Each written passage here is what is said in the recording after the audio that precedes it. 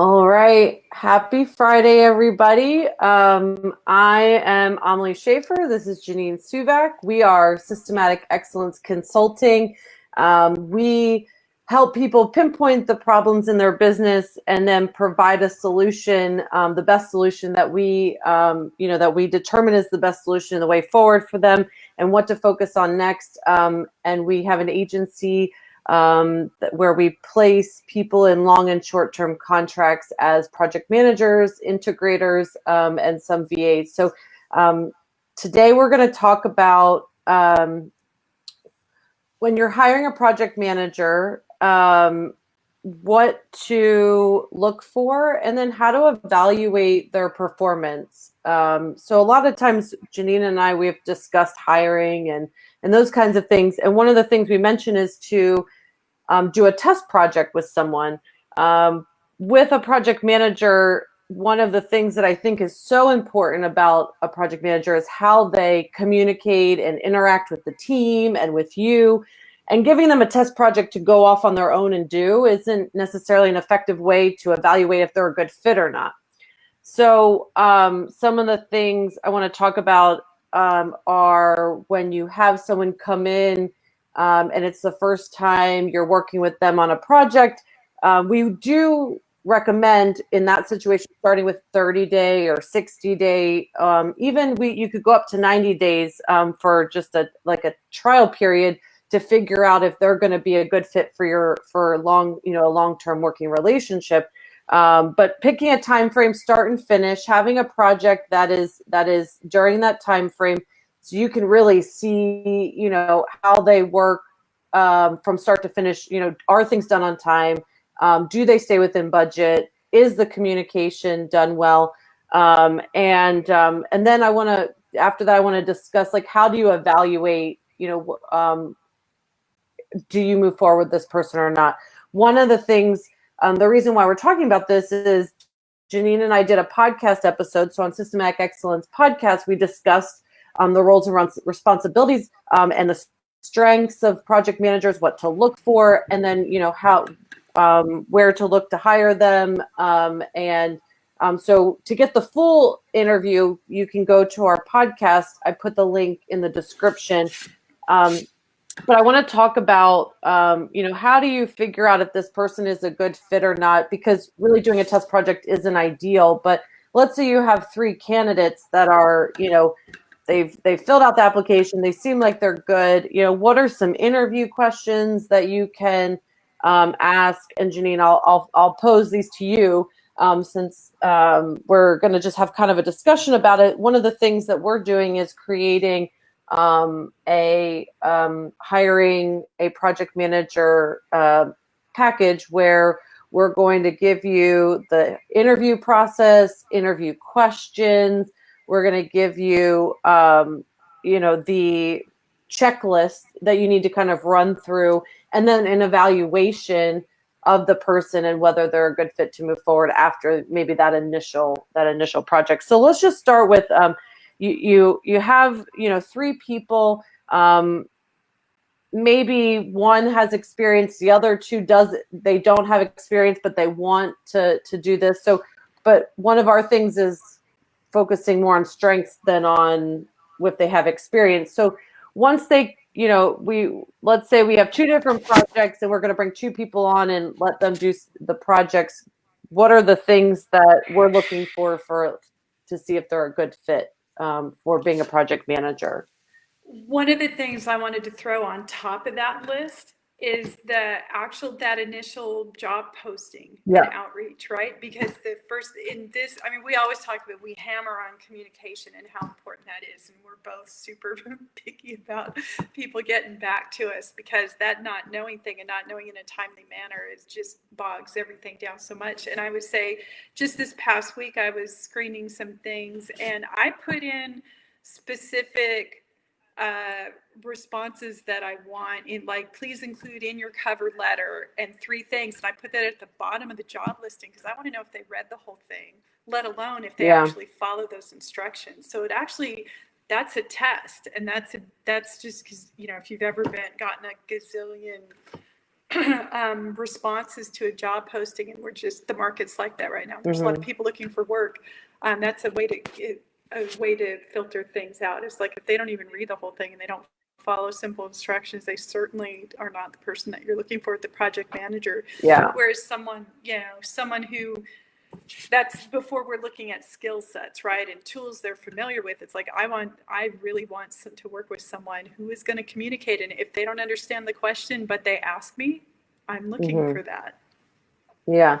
And so, during the interview process, there are ways to, ask them questions that are sort of open-ended, get them to give you responses. So, something I love to ask is like, when you had a difficult client, how did you handle moving forward with that person? Or, if you realized that you were going to miss a deadline, what did you do to figure that out? So what I'm looking for is, did they communicate with the client? Did they communicate with other team members? Did they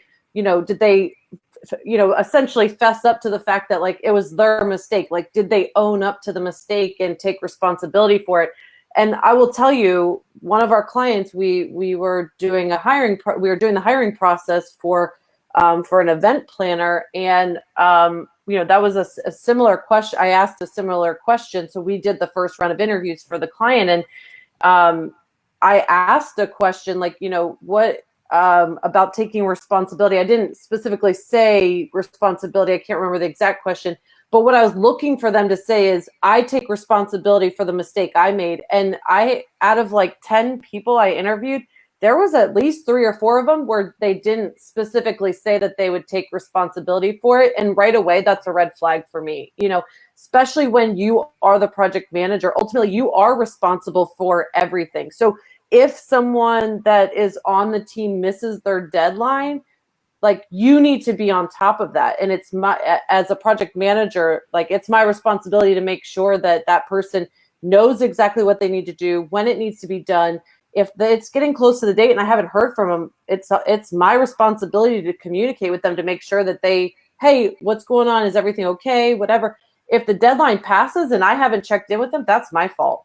And that's and so asking them questions to, just figure out where their mindset is. How did you handle a difficult client? Or when you, if you're in a situation where you're going to miss a deadline, is the quality better, or is it better to meet the deadline? Like, you want to know what their thought process is. And then does that meet your expectations of what that is? So if it's timeliness and the quality doesn't matter and you're like, we're just getting it out, then that response is fine. But if quality does matter and the deadline doesn't matter to you, then the response that they give you matters, and so I think part of it is understanding what your expectations are, where your boundaries are, and that kind of thing.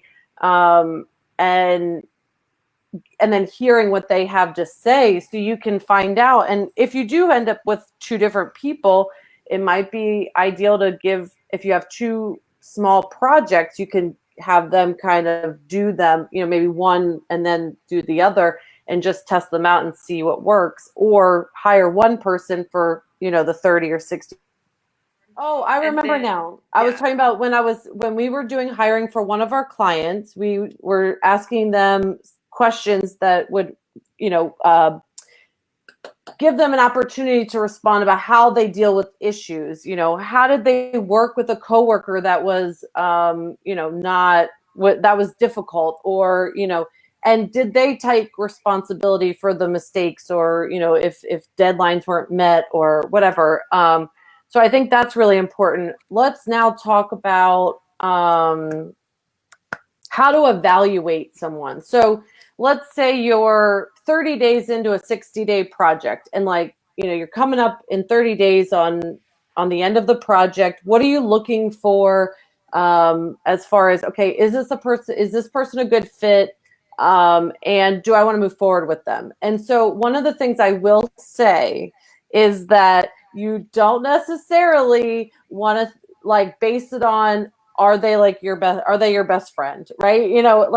Did they give you some pushback at times, because that might be a good thing. Now, were you like headbutting the entire time and fighting and arguing, not fighting, but like, you know, was there just There's some a difference pushback? between, Right. yeah, Okay. somebody joining with their brain to troubleshoot or devil's advocate to make sure that this project is going to get conducted in the best way possible.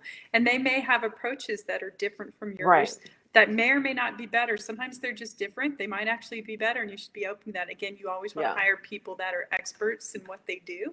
Right. So hopefully they are better than you. And not what you do, right? Right. And I will say one of the things that Janine and I do whenever we bring someone new on is we provide them with our process, our SOPs, all the information. And then we say, if while you're doing this, there's a better way to do it, please let us know. You know, update the SOP accordingly. Like, let us know. It's totally okay if there's a better way. Like, we're open to hearing it.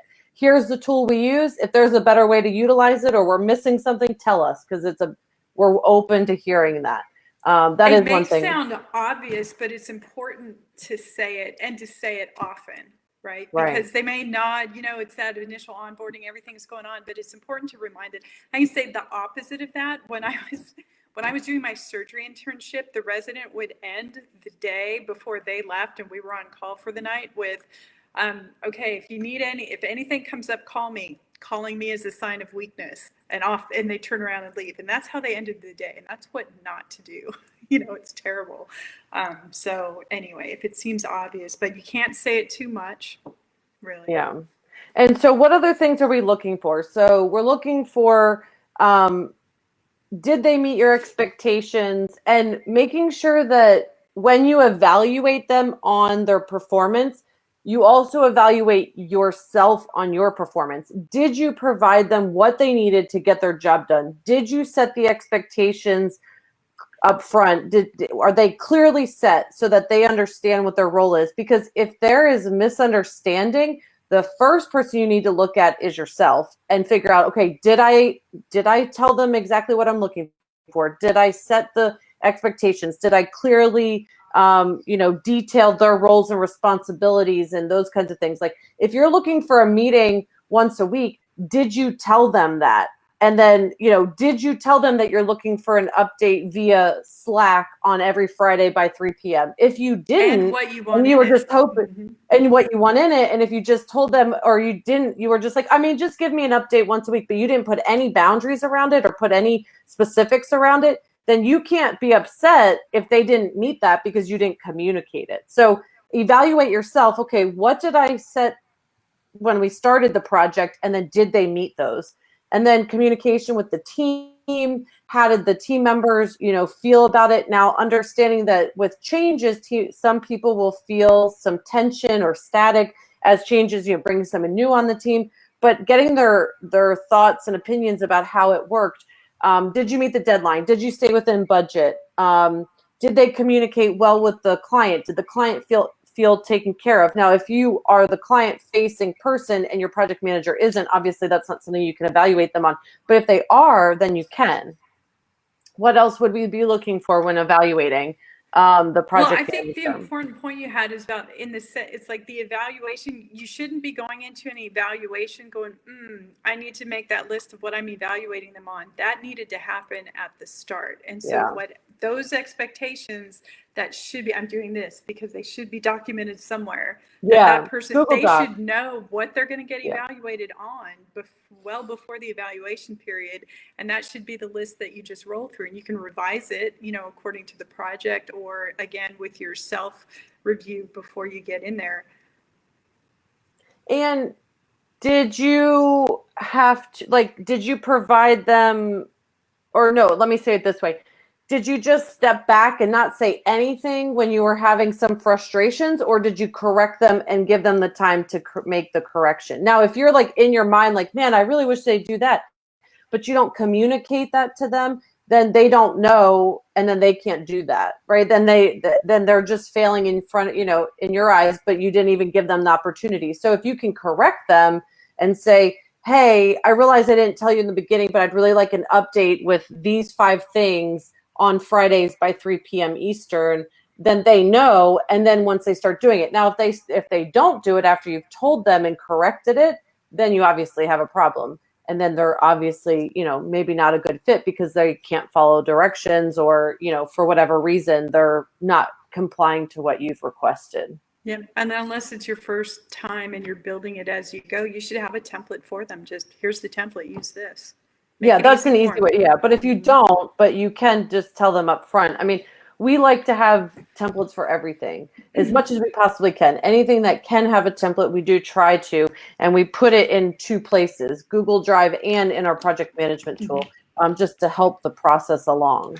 Yeah, I think the most important point that you made was regarding the ownership and the self-evaluation. It's like it's on you as the business owner who's handing this project off to set that up. We always talk about one of our favorite books, Extreme Ownership, which we highly recommend. I would also say that, just on the human side of this whole process, it's like almost everyone is anxious about an evaluation because they just don't know. And people who expect perfectionists, people who strive to do well, the kind of people that become project managers are the kind of people that they're always worried about that little detail they may have missed, and they're going to feel that way going into the evaluation. Yeah. So be sure that, as you can, as a part of your onboarding process, go ahead and put on the calendar the evaluation time. So it's not popping up and raising that question, oh, did I do something wrong? It's, again, that setting of expectations. Yeah. And then just, again, from the human side, we have a tendency, especially with the project, we're focused on the outcome. And it's like the best it's going to do is we're going to get the outcome we wanted. And otherwise, we're trying to not let things go wrong. And so we got to be careful in the evaluation process of bringing up the things that they did very well. Especially if they brought something more to the project above and beyond what you were asking. It's like you definitely want pointing that out. Yeah. Because there's always stuff that goes wrong or could be handled differently, or you just want to talk about. And it's nice to have balance in those conversations for them. Yeah. And then, if you decide that they're not a good fit, you want to go back and listen to our podcast episode with Alice Moore about the offboarding process. And then decide, and explaining to them why, it wasn't a good fit. Was it that, did they just not pay attention to details enough? Did you not feel like they communicated well? And then determining whether that's something that you think they can work on, or you think it's something that is just not a good fit. Like the personality, it just wasn't a good fit. And if it is something that they can work on, asking them what they think the way forward is. Like, I'd really like to work with you. Here's one of the issues I had. What do you think is the way forward for the 2 of us? And get them to participate in the problem solving on how to move forward.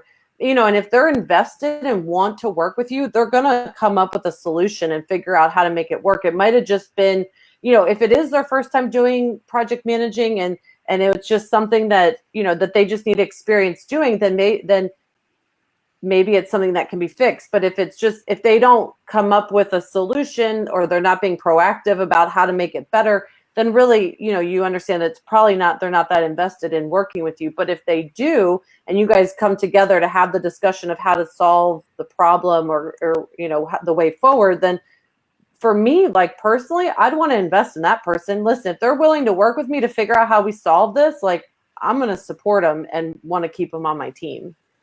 Yep. Yep. I'm absolutely about people who are trainable, and not that I think they're trainable, that they want to learn and do more and do better, regardless really of what their level of expertise is, honestly. Yeah. And also remaining trainable yourself. So, maybe and letting them know, getting feedback from them, like, hey, I noticed this. Was there a reason, or what happened to cause this? Because it might have been something you were doing that you have no idea. And if they can be open with you and say, well, I didn't know, the expectation wasn't set clearly, or I was doing what you said, this is what you said. And then it might be a need for you to reflect and having them give you some feedback. So both of you remaining kind of trainable and open to working out a better, more effective relationship.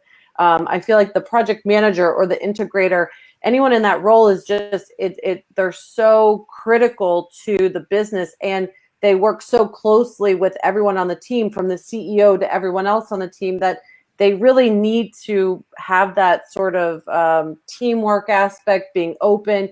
But as the team members and as the CEO around the integrator and project manager, you really need to be open to hearing what that person has to say on how to better have that relationship. Like both sides, it needs to be a two-way conversation, not just you telling the project manager how you want things to be. Like you need to be open to listening, like to their suggestions, or, you know, even sometimes their complaints, because it might be something that you need to refine about yourself, or you need to change about your own way of doing business.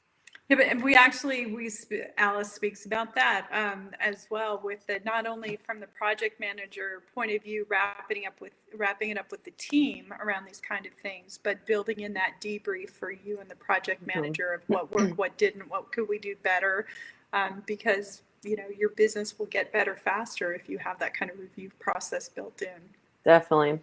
All right. Well, we are really sorry about the technical difficulties and the awkward, I didn't know we were live moment, but I feel like there's definitely having a debrief on this one, aren't we? I feel like there was still some good information in here. I apologize. I'm not sure if Mercury's still in retrograde or not, but I know there was some things happening with the planets. But anyway, so we will be back here. That's not taking ownership. Oh, it was my fault. No, it was totally my fault. I don't know what happened. My computer froze, and that was the end of it. So anyway, I just wanted to say sorry about the middle part. There was still some good information in there.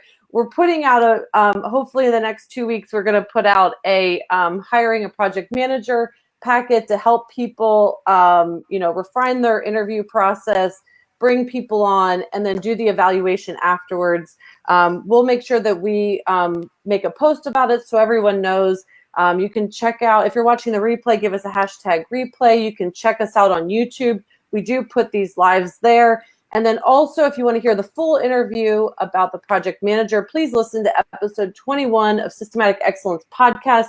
The link is in the description, and we will see you next week with hopefully no technical difficulties. We'll be back 11 a.m. Eastern next Friday. All right, everyone have a great weekend, and we will talk to you later. Bye. Bye.